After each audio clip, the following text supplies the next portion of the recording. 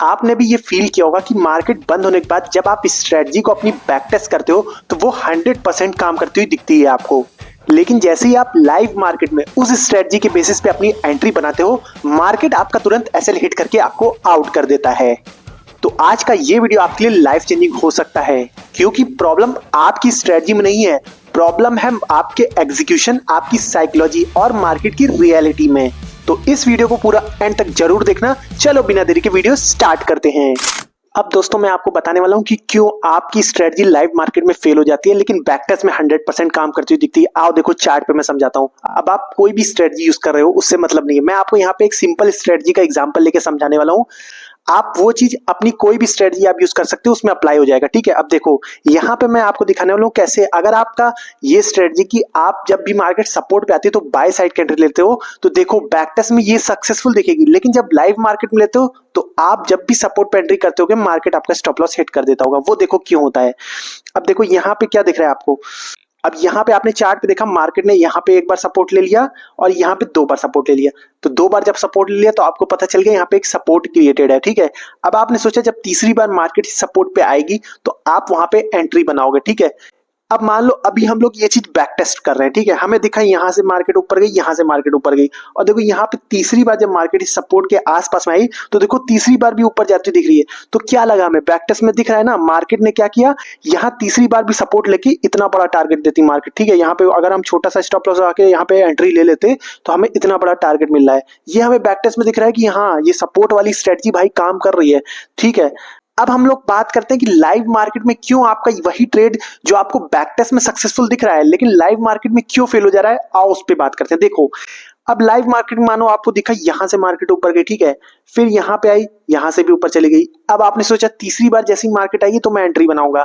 अब गौर से देखना यहीं पे मेन पॉइंट फंसता है। देखो अगर मैं चार्ट को जूम करूं जब तीसरी बार मार्केट आ रही है, अब ये देखो ये दूसरी बार था और ये देखो तीसरी बार।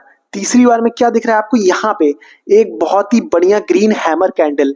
अब आप खुद सोचो यहाँ पे जब आपको इस तरह की इतनी बड़ी हैमर कैंडल सपोर्ट पे दिख जाएगी तो क्या आप और मैं, हम जैसे रिटेल ट्रेडर इस कैंडल को देख के अपने आप को रोक पाएंगे एंट्री बनाने से सपोर्ट पे। मतलब हम लोग के अंदर फोमो आ जाएगा, फियर ऑफ मिसिंग आउट का, कि कहीं हमसे ये मूव न छूट जाए। तो हम लोग क्या करेंगे जल्दबाजी में लाइव मार्केट में, सुनो लाइव मार्केट में क्या करेंगे, इस एक हैमर कैंडल को देख के यहीं पे एंट्री प्लान कर लेंगे। ठीक है, अब यहाँ पे एंट्री आपने जैसे ही प्लान करी लाइव मार्केट में, उसके बाद देखो क्या होता, उसके बाद मार्केट फिर नीचे गई, फिर यहाँ सपोर्ट पे आई।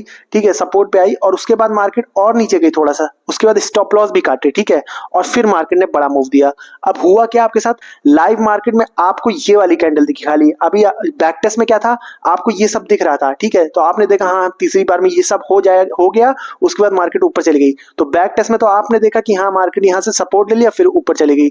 यहाँ पे लाइव मार्केट में क्या हुआ, पहली कैंडल आपको जो तीसरी बार जब सपोर्ट पे आई तो इतनी बड़ी हैमर दिख गई कि आप फोमो में आते ही, फोमो में आके यहाँ पे एंट्री हर रिटेल ट्रेडर लेता है यहाँ पे। ठीक है, मार्केट ने क्या किया, उसके बाद यहाँ पे स्टॉप लॉस हिट किए सबके और फिर उसके बाद ऊपर की रैली दी।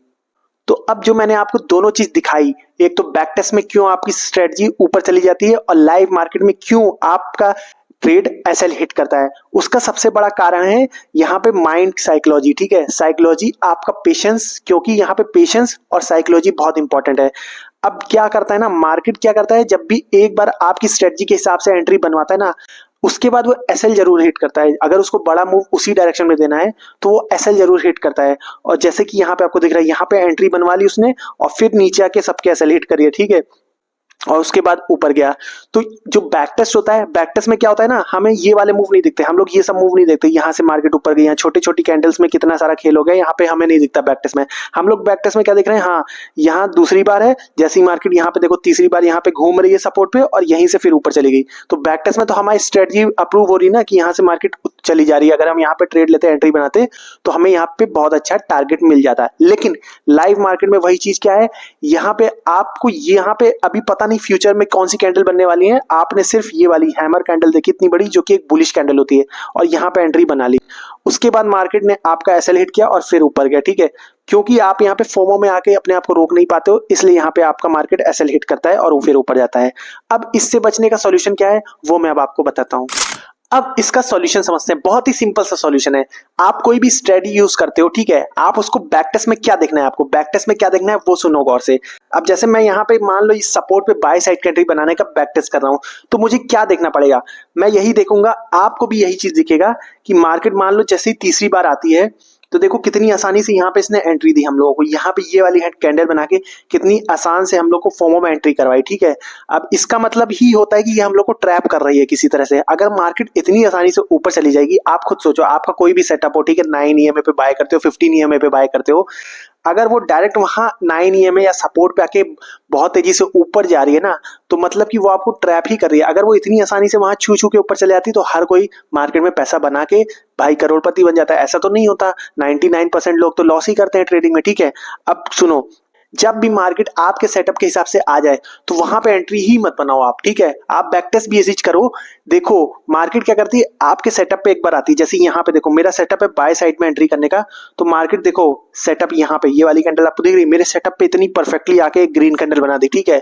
तो मुझे यहाँ पे बाय नहीं करना है लाइव मार्केट में भी, ठीक है। अब यहाँ पे बैक टेस्ट में भी आप देखना अपनी स्ट्रेटजी को पीछे कई बार आपको सेटअप पे एंट्री दिलाएगी और उसके बाद मार्केट एक बार आपके स्टॉप लॉस जरूर हिट करने नीचे जाएगा। जैसे कि यहाँ पे देखो, यहाँ पे एंट्री दिलाई, अगर मैं बैक टेस्ट करूँ इस स्ट्रेटजी का गौर से, तो मुझे क्या दिख रहा है, यहाँ पे एक एंट्री बनवाई बायर्स की। अगर मैं लाइव मार्केट के हिसाब से सोच के अगर बैक टेस्ट करूंगा तो मैं देखूंगा कि यहाँ पे एंट्री में बना लेता फॉर्म में आके, फिर मार्केट ने क्या किया, मेरा स्टॉप लॉस हिट करा मार्केट ने और फिर ऊपर गई।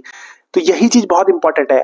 आपको अगर मार्केट आसानी से एंट्री दे रहा है ना, तो वहां पे एंट्री बनाओ ही मत। आप वेट करो कि जहां पे आपकी एंट्री बन रही थी ना उस सेटअप के हिसाब से, वहां के स्टॉप लॉस एक बार कट जाए। जैसे कि यहाँ पे मैंने एंट्री बनाई तो यहाँ पे मार्केट एक बार स्टॉप लॉस काट दी, जैसे यहाँ पे सबके स्टॉप लॉस काटा इस कैंडल से, और उसके बाद फिर से जो एंट्री आपकी बन रही थी उसी जगह पे फिर आ जाए। जैसे यहाँ पे स्टॉप लॉस काटे मार्केट ने और फिर क्या किया, सपोर्ट के ऊपर आके क्लोजिंग दे दी।